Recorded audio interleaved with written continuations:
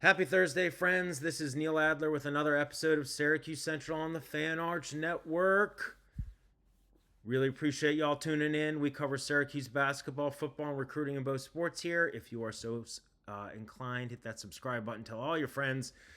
And we are trying to build our community up here of Syracuse Orange sports fanatics. And yeah, Syracuse basketball, baby, back in action. I don't know about y'all, but like a 9 o'clock game, that's just not going to work for me. I'm like almost 50 years old. I don't even know how I'm going to stay up for this whole thing. Now I will. Um, yeah, so Syracuse basketball back in action. They haven't played since last Tuesday, 2 Tuesdays ago, more than a week ago when they beat number 13 Tennessee in what was I think the best, most important win of the Adrian Autry tenure as the Orange's head coach. Um, and I think it was a much needed win for their non-conference resume. They've got 5 non-conference games coming left on that portion of the schedule. They're 5-3 overall. They need to win all 5 of those games and win them convincingly. And some might be a little easier than others. But a 10-3 non-conference record with 1 win over Tennessee at home and then 3 losses to really good teams at a neutral site. It's not like the greatest non-conference record ever, but it's a lot better than they've been in recent years. Um, St. Joseph's, they've won 4 in a row. They're 6-3 overall. Syracuse, last time I checked, was like a 12.5 point betting favorite. Should Syracuse win this game? Yes. Is it like, is this going to be a cakewalk? I don't think so. I don't think St. Joseph is going to be a cakewalk. I really don't. And certainly Syracuse had 3 convincing wins to start the year. Let's see, do I even remember who they were? Binghamton, Delaware State, and Drexel. Then they had a tight one against Monmouth. Then the 3 losses in Vegas, 2 of which were close. Then the win over Tennessee. Did I get all that right? I think I did. Um, yeah, St. Joseph's is a solid team out of the Atlantic 10. They don't shoot the ball well from three. They shoot like 28 or 29%, just like Syracuse. They're a much better free throw shooting team than Syracuse. I think they shoot over 80%. Not I think, I know. They shoot like 80, 81%. Syracuse shoots 57%. St. Joseph commits more than 12 turnovers. And that, to me, not just in this game, and a lot of Syracuse's game, especially when their offense in the half court setting is kind of stagnant or they're just not shooting well from the perimeter, they shine in a couple different areas. One is certainly offensive rebounds and putbacks, second chance points. Guys like William Cowell III and Sadiq White, and we'll get to Donnie Freeman. But Syracuse does well in getting, whether it's getting rebounds, deflections, straight up steals, forcing turnovers, getting out in transition, scoring points off turnovers, scoring fast break points. They've had sizable advantages in those types of categories against opponents throughout the season so far, and that's another thing they're gonna want to feast on St. Joe's making mistakes. Shout out to Joe Lenardi, by the way. He's got Syracuse in his like next 4 out. St. Joe's guy, next 4 out. In his latest bracketology, I think it was next 4 out. I hope I didn't get that wrong. Anyway, I love Joe. I know Syracuse fans love to give him crap. But I think he's actually a pretty funny guy. He's not that great of a bracketologist when you look at actual, accuracy, but he kind of invented it, and I just like him. Yeah, so I think Syracuse is going to win this game. Again, they cannot have any slip ups. They play. It's St. Joe's, Hofstra. Let's see if I got this right. Mercyhurst. No, I'm just going to look it up. Mercyhurst, Stonehill, and one other. Someone chime in and tell me who it was, because I don't remember. And of course, I'm trying to pull it up, and I don't know how to type right now. Good Lord, what's wrong with me? Hang on with me. Hofstra, Mercyhurst, Northeastern, and Stonehill. I feel like Northeastern played Syracuse close a couple years ago. Anyway, look, none of those games are going to be quad one games. And you don't know where those opponents will end up in the net, but Syracuse, for a couple of reasons, needs to win these games decisively. For their net ranking, their efficiencies, their confidence level. I think this is a pretty confident team. And then there's Donnie Freeman. So Donnie Freeman is still day to day. A team spokesman told me that via email on Wednesday.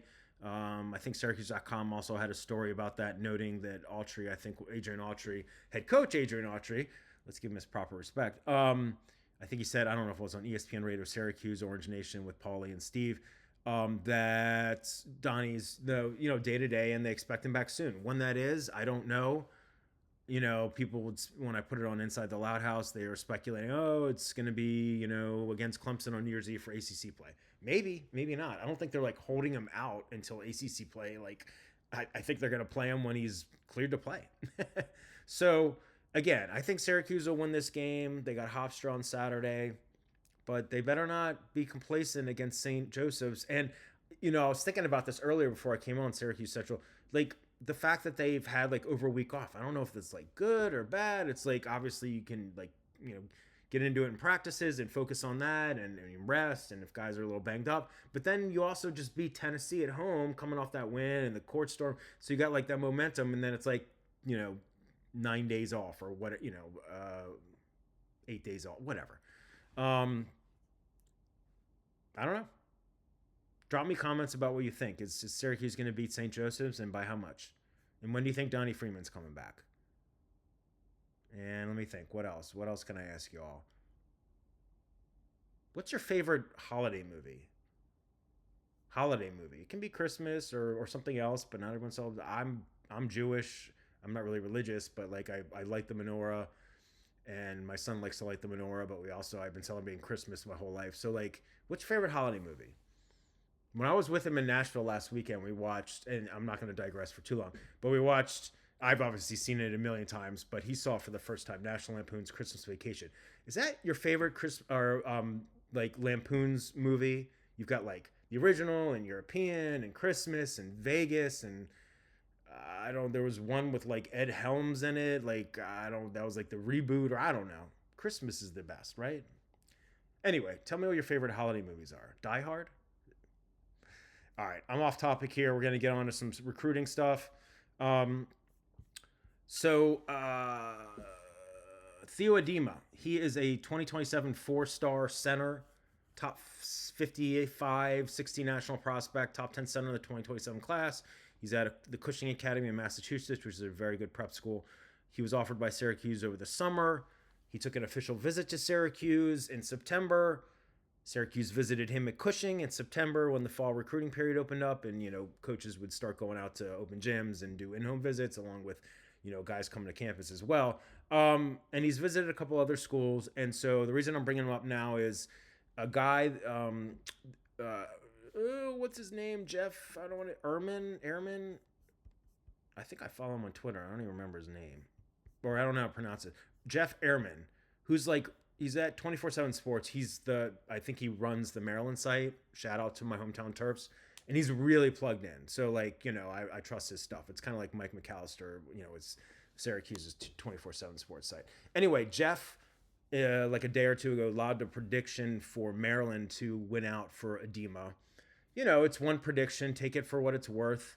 But again, he's really plugged in. Other schools that I think Adema is considering, hopefully Syracuse, Auburn, I think I saw names like Creighton, Alabama, maybe Providence. He's visited some of those other schools. And he said good things about Syracuse and his official visit there and the staff, et cetera, et cetera. So, and as I've reported on Syracuse Central and for Inside the Loud House, not necessarily like first reported. Sometimes it's first reported, not this time, but I've had columns about it and stuff.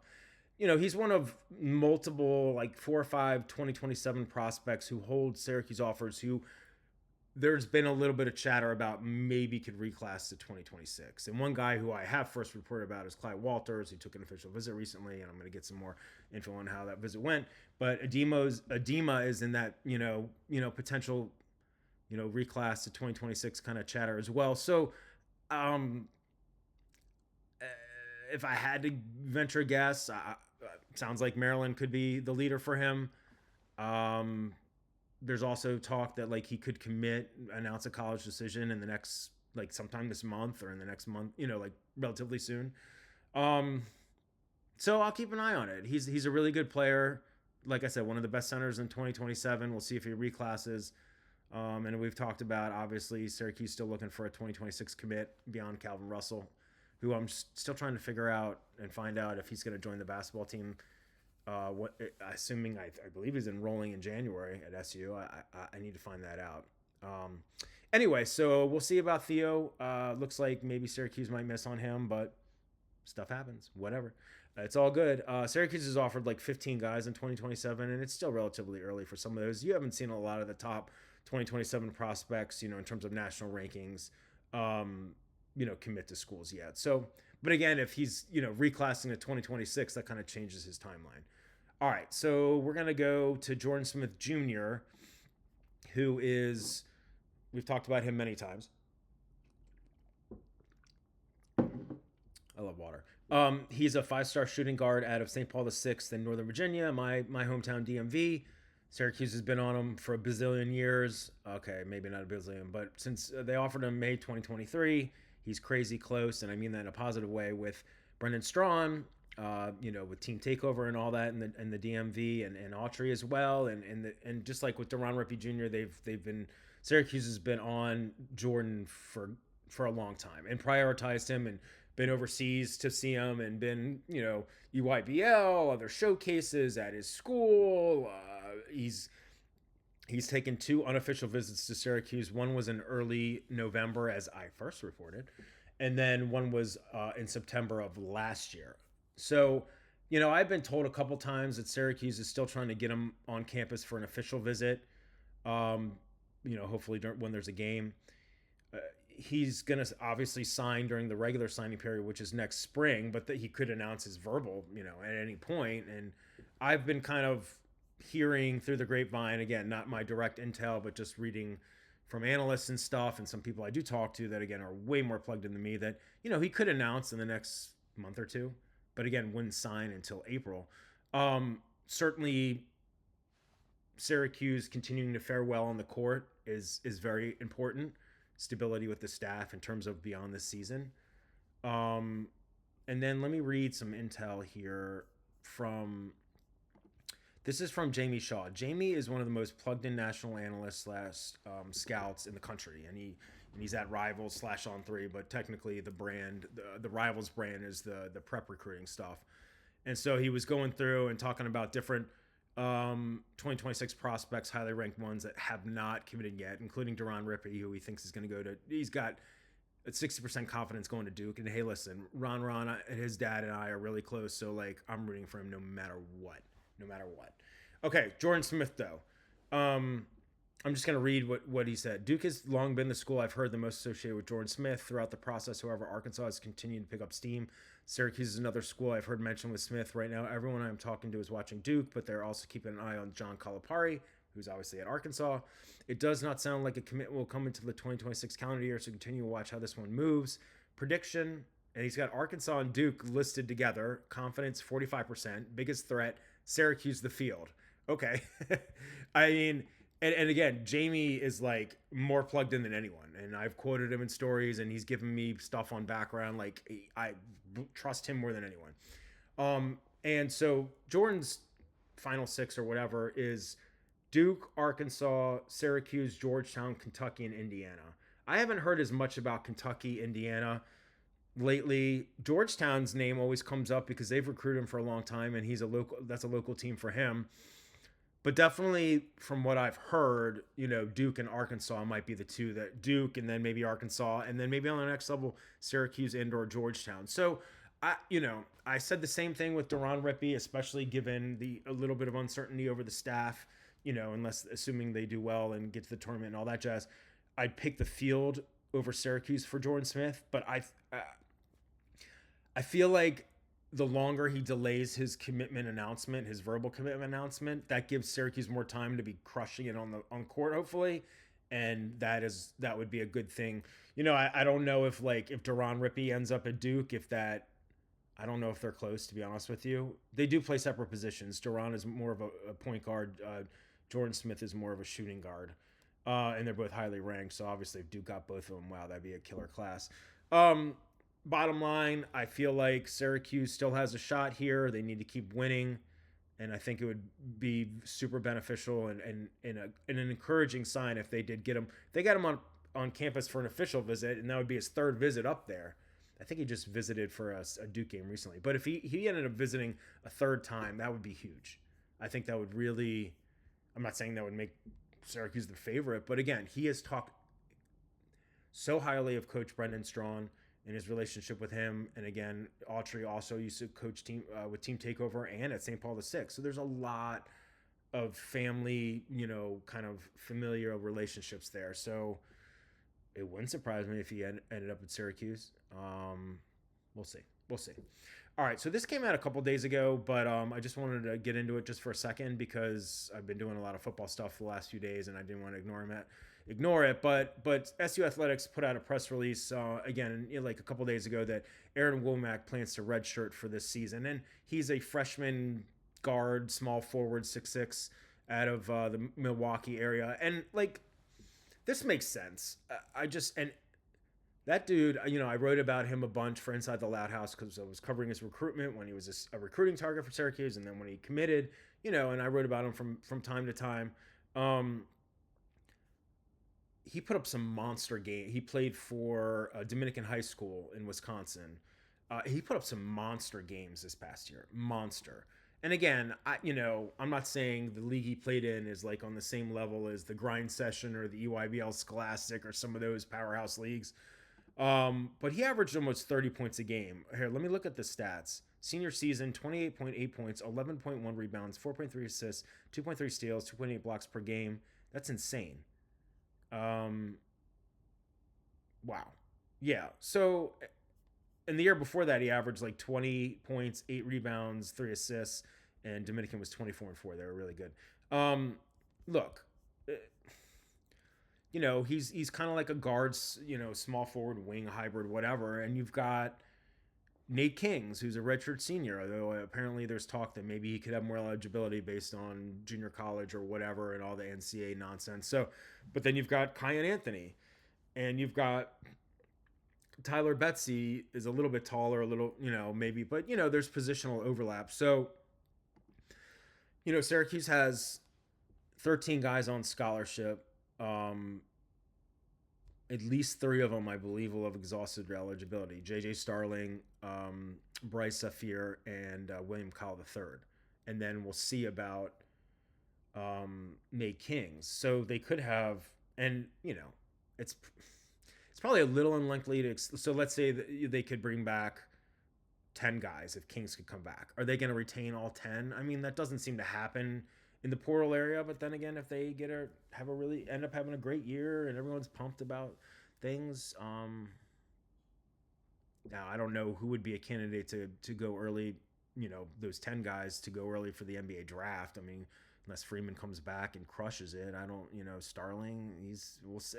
Look, it's too early for all that nonsense. My point here is I think Aaron made a good decision, assuming he does ultimately redshirt, and I think you can only play in like up to a third of the games or whatever. And so in basketball, I don't know if that's like, it depends on how many games you're ultimately in. That's a good question. I need to look that up. Is it a third of the games just in the regular season? I think it might, because I feel like in college football it is, because then you talk about, okay, so they play 12 regular season games, and so a third, they can play in 4 and still redshirt, and then the bowl game is separate. So I assume that's the case. If I'm not, feel free to drop comments telling me how I'm a moron. That's cool, because I am. But anyway, if it was the same case in basketball, and I should know this, 31 regular season games, so again, 10 games. So, but he hasn't played yet. I don't think he has any injuries, but, with Kings and Anthony and Betsy, all these other guys that, obviously Anthony was higher ranked, and some of these other guys are older. Betsy's a sophomore. Kings is a redshirt senior, quote unquote. It just makes sense. It makes sense. And I think he was like a 3-star prospect. I think he was nationally ranked, but not like super high. But that dude, he can play. He's a good player. So look, I'm wishing Aaron all the best this year, crush it in practice. And I'm looking forward to him being a key contributor next year. Brought me some comments, though. Do you think it was a good idea for Aaron to redshirt? I just think with guys like Kings, Anthony, and Betsy in particular, kind of ahead of him on the depth, or even like a guy like Bryce Zafir, who doesn't even play that much, but maybe is ahead of him on the depth, just made sense. We'll see about Sheffing Diawara, the freshman center, if he ends up redshirting. He's played a little bit, but We'll see. All right, that's going to do it for today's edition of Syracuse Central on the Fan Arch Network. Have a great rest of your Thursday, friends. Drop me comments about what you like, what you don't like. Subscribe if you feel so inclined. Tell your friends. I love you all. Go Orange. Go Syracuse basketball tonight at 9 p.m. St. Joseph's. I will try and stay awake. I love you all. I'll talk to you again on Friday. Take care.